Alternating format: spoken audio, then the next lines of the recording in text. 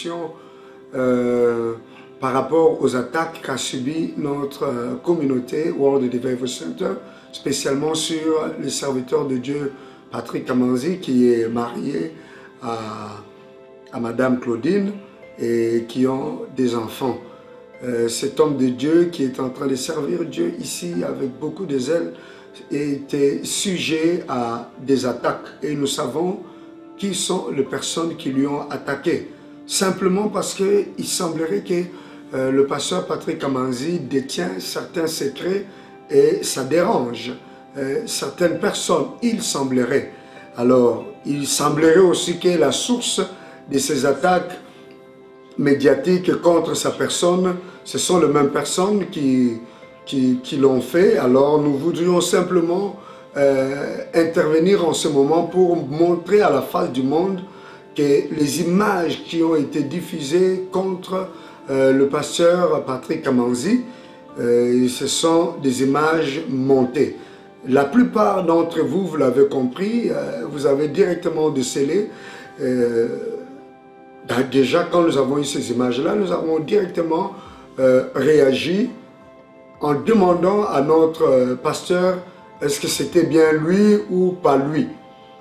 Sa réponse, bien sûr, était négative parce que ce n'était pas lui. Et nous avons pris le temps d'examiner nous-mêmes avec nos yeux et avec le peu de moyens que nous avons. Nous avons trouvé que c'était un montage total. Bon, déjà, sa réponse était satisfaisante pour nous parce que nous lui faisons totalement confiance comme un serviteur de Dieu. Et cependant, nous avons eu un souci. Tout le monde ne peut pas analyser comme nous. Tout le monde ne peut pas avoir l'occasion de rencontrer Patrick Kamanzi pour lui parler. Nous avons essayé de réunir quelques preuves pour essayer de montrer son innocence. Nous savons bien que Dieu est celui qui justifie ses serviteurs. Mais pour tout le monde ne peut pas être sensible à la voix de Dieu. Alors nous avons voulu trouver des professionnels. Ici nous avons l'évangéliste Claude Ndaïro qui est informaticien, qui est un professionnel et aussi qui est un serviteur de Dieu. Donc il peut nous dire quelque chose. Qu'est-ce que vous pensez de ces images qui ont été diffusées sur le pasteur Patrick Kamanzi? Vous étant un technicien, quand vous avez examiné cela, comment est-ce que vous avez trouvé ces images? Sont-elles originales? Sont-elles vraies ou quoi? Je vous remercie d'abord, pasteur homme de Dieu, de pouvoir m'accorder cette occasion, de pouvoir apporter la lumière au sujet de ce qui vient d'arriver dans notre communauté chrétienne. Et comme vous le dites déjà, je suis un informaticien de formation. Je suis au Canada actuellement et je suis en train de finir justement mes études dans les technologies des systèmes informatiques. Et sur ce point, nous avons eu à avoir beaucoup de cours et qui nous ont permis, que ce soit dans la sécurité, dans le réseau, dans la programmation, mais également dans le cours de périphérie. C'est dans ces cours-là que nous avons étudié comment faire des retouches dans une photo, par exemple, faire des montages de films. Et nous avons aussi nous utilisions beaucoup de logiciels, mais le plus populaire et le plus connu, c'est Photoshop.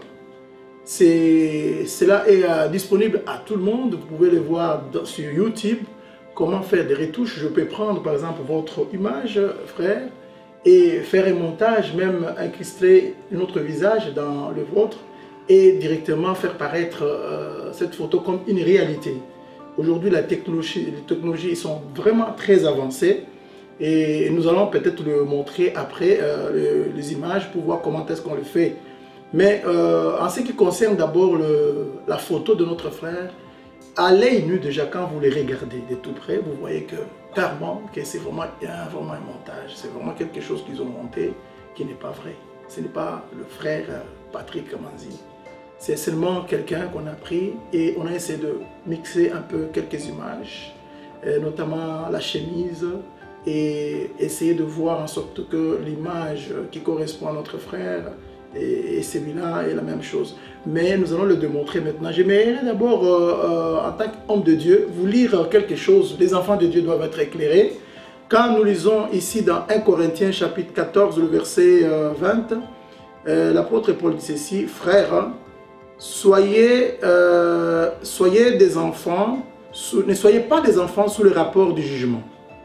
Mais en ce qui concerne la méchanceté, soyez des enfants. En ce qui concerne la malice, soyons des enfants. Notre comportement doit vraiment rester dans les cadres des Saintes Écritures. On ne peut pas sortir dans les Écritures. Dans Matthieu 18, le Seigneur nous dit, si tu vois ton frère commettre un péché, va le voir, lui seul. Et si tu vois ce frère, tu lui reproches. Et s'il t'écoute, tu as gagné ton frère. S'il ne t'écoute pas, tu amènes encore un autre frère, une deuxième personne, comme témoin. Et s'il ne vous écoute pas, alors l'affaire va monter jusque dans l'église. Aujourd'hui, les enfants de Dieu doivent faire très attention. On ne peut pas tomber dans le piège du malin, du diable qui vient pour diviser l'église, pour souiller les enfants de Dieu, pour s'attaquer aux hommes de Dieu. Cet homme, frère Patrick, c'est un serviteur de Dieu qui apporte le message, qui apporte la parole de Dieu. En touchant sa réputation, on touche à toute l'église, on suit toute l'église. C'est quelque chose de terrible. Et voilà pourquoi l'église aujourd'hui souffre. Parce que n'importe qui se permet de faire n'importe quoi. Et tout cela au nom de la parole. Les gens qui prennent cette image ou qui ont vu ces images-là doivent se poser cette question. Est-ce que cela contribue pour l'édification de l'église ou pour la destruction de l'église? Même si ces choses étaient vraies.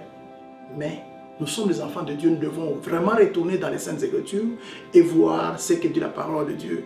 La Bible dit dans Jean, dans l'épître de Jean, si tu vois ton frère commettre un péché qui ne mène pas à la mort, prie pour ce frère-là. Aujourd'hui, c'est le contraire. Les frères et sœurs ne le font pas. Ils vivent dans les désordres en prenant ces images-là, en les distribuant, en les partageant sur WhatsApp ou bien sur Facebook. Ils ne font que le travail du malin. Ils sont au service du diable. Tous ceux qui sont en train de faire cela sont au service du diable. Nous avons l'amour.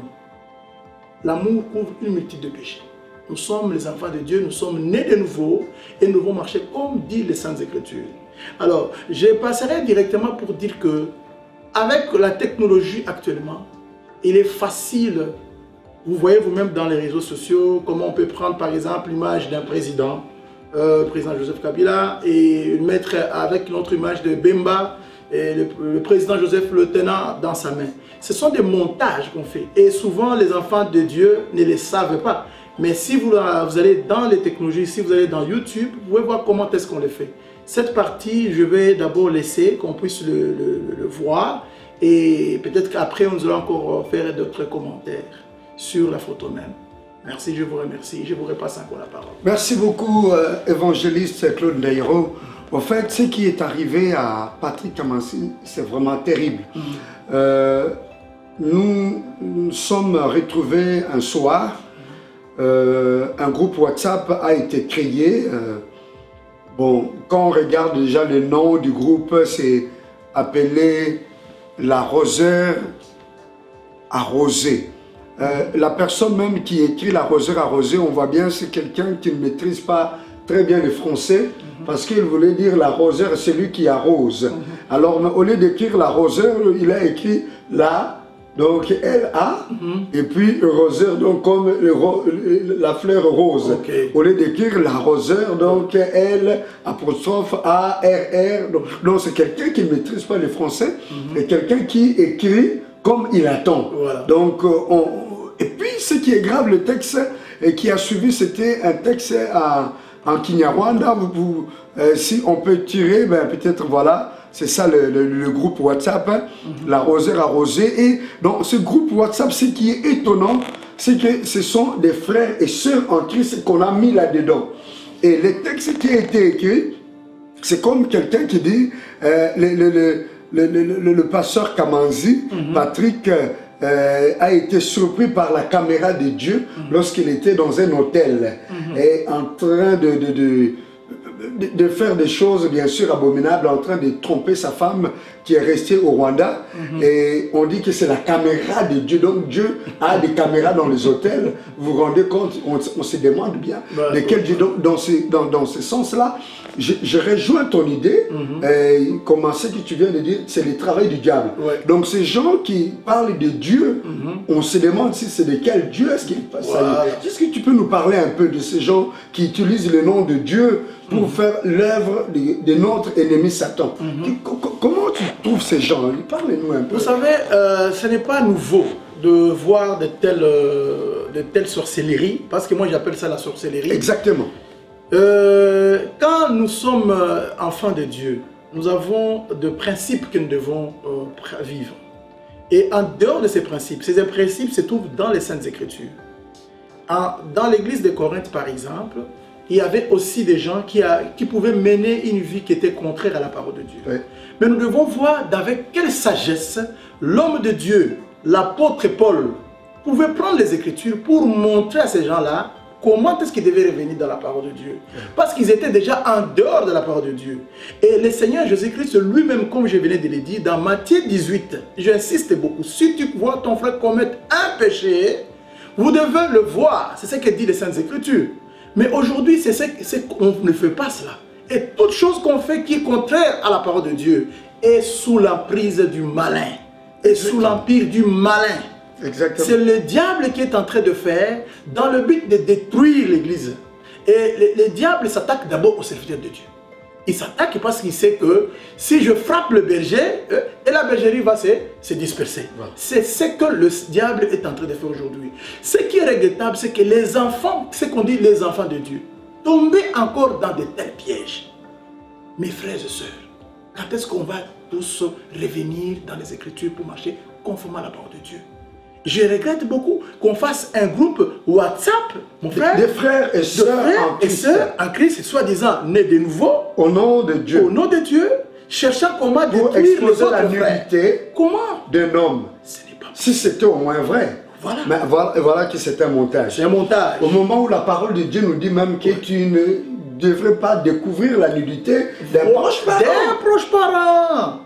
Et ce truc est envoyé dans un groupe, dans le téléphone, et nos enfants utilisent nos téléphones, ils peuvent tomber dans ça. Donc, les soi-disant évangélistes, serviteurs de Dieu, sont quelque part en train de répandre les images pornographiques. Or, nous tous, nous connaissons l'origine de la pornographie. Absolument.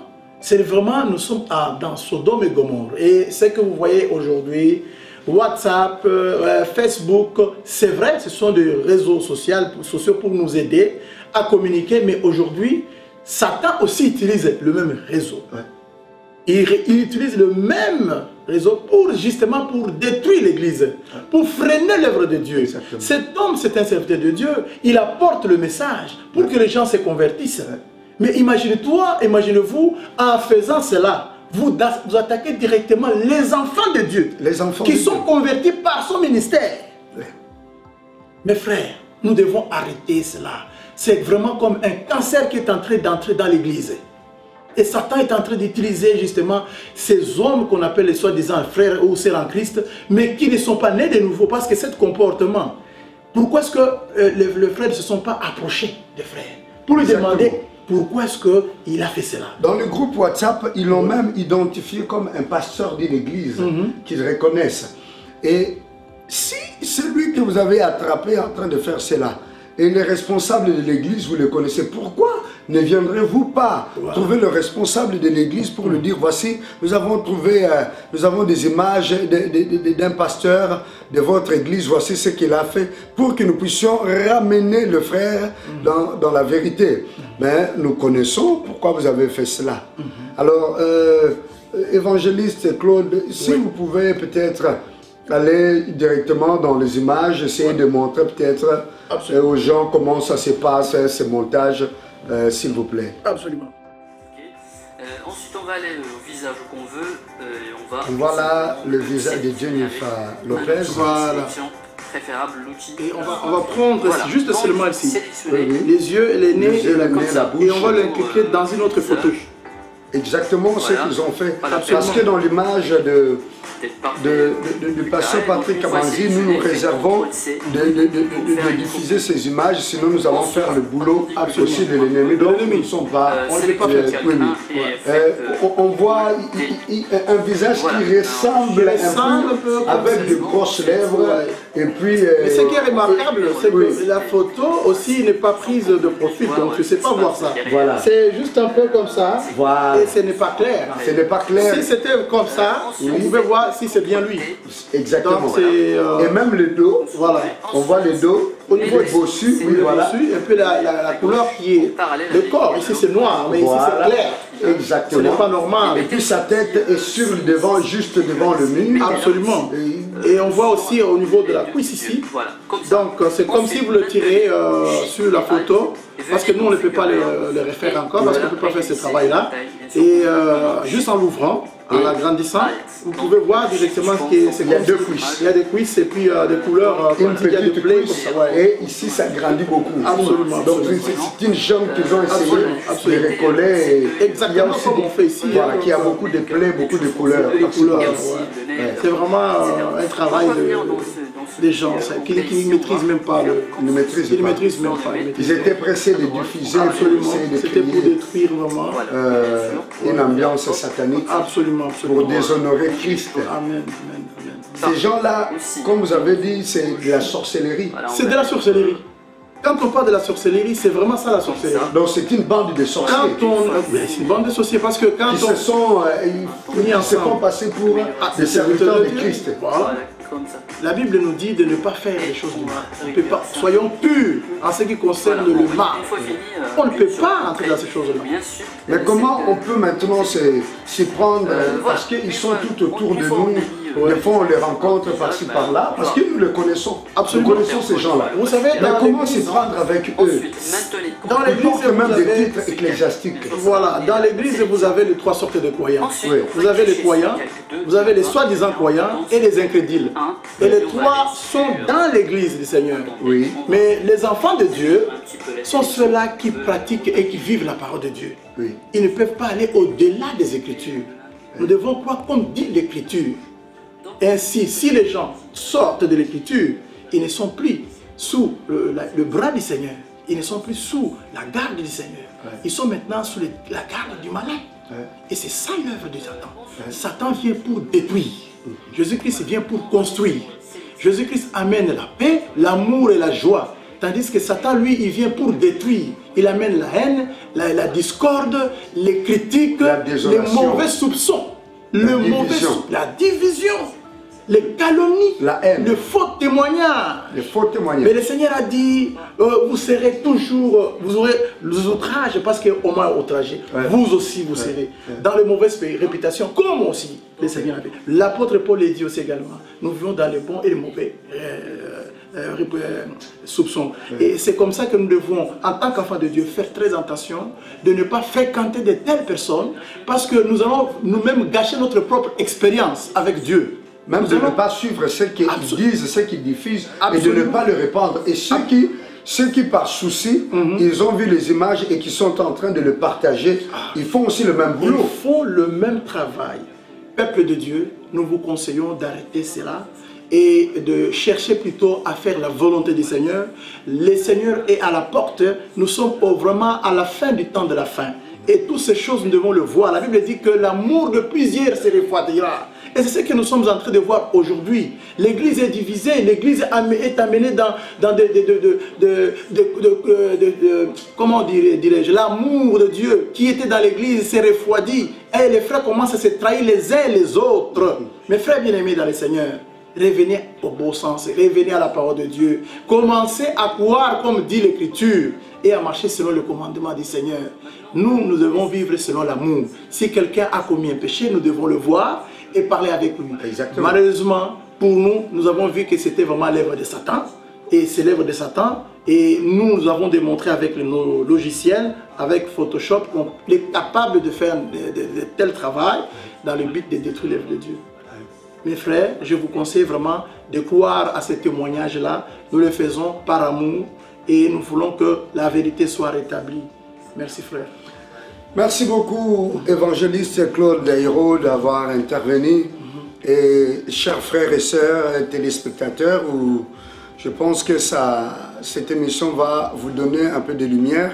Et nous allons essayer de faire encore d'autres émissions pour apporter un peu plus de lumière dans le corps de Christ, pour éclairer. Et entre-temps, nous disons à Madame Kamanzi, Claudine, fortifie-toi, et à Pasteur Patrick, qui n'a pas été ébranlé dans cette situation, qui est resté ferme. Et le même soir, il était dans l'église, dans la louange, et qui continue à donner la parole de Dieu. Nous préparons même un séminaire avec lui où il sera orateur. Donc pour nous, si c'était pour que nous puissions ne pas considérer cet homme de Dieu comme serviteur de Dieu, ce n'est pas ça. Nous n'avons pas le même avis que vous. S'il a commis quelques fautes, il est important de pouvoir le rencontrer personnellement, ou bien peut-être d'amener des preuves réelles auprès de ses responsables pour qu'on les redresse, pas pour l'humilier. Et le travail que vous avez fait, peut-être que vous avez payé de l'argent à un technicien pour essayer de faire ce montage. Nous savons le groupe de ces personnes-là, quelques-uns qui sont ici en Belgique, un autre en France, et un autre en Amérique, et d'autres dans la région des Grands Lacs. Nous connaissons un peu votre réseau-là qui ne tient pas très bien la route. Donc il serait très important pour vous de revenir à la réalité, de revenir à la vérité, de vous occuper de vos âmes. Parce que le Seigneur revient bientôt. S'il vous rencontre en train de faire de tels montages, quelle sera votre place? Si le Seigneur revient et qu'il vous rencontre en train de faire de tels montages, de tels mensonges, quelle sera votre place, bien-aimé? Donc mon exhortation se dirige droit vers vous pour que vous changiez de comportement. Et pour ceux qui ont été blessés et qui ont été déçus, croyant que l'homme de Dieu Kamanzi a fait cela, ne vous en faites pas. Kamanzi n'a pas fait cela, c'est juste un montage. Que Dieu vous bénisse. Évangéliste Claude, que le Seigneur vous bénisse. Amen. Passez une bonne journée ou une bonne soirée, cela dépend de l'heure que vous nous avez suivis. Que le Seigneur vous bénisse. Je vais terminer par cette écriture encore dans Philippiens chapitre 6, le verset 8 et 9. Merci. Et la Bible déclare: au reste, frères, que tout ce qui est vrai, tout ce qui est honorable, Amen. Tout ce qui est juste, tout ce qui est pur, tout ce qui est aimable, tout ce qui mérite l'approbation, ce qui est vertueux et digne de louange, soit l'objet de vos pensées. Sortez des mauvaises pensées et gardez les pensées qui sont en Christ.